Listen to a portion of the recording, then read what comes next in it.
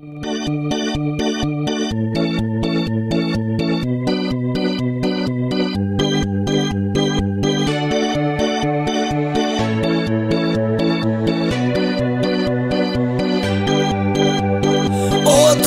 ti, pored njega si, baš kad u klub dolazim. Gadite mi se sada vi, dal me uopšte voliš ti?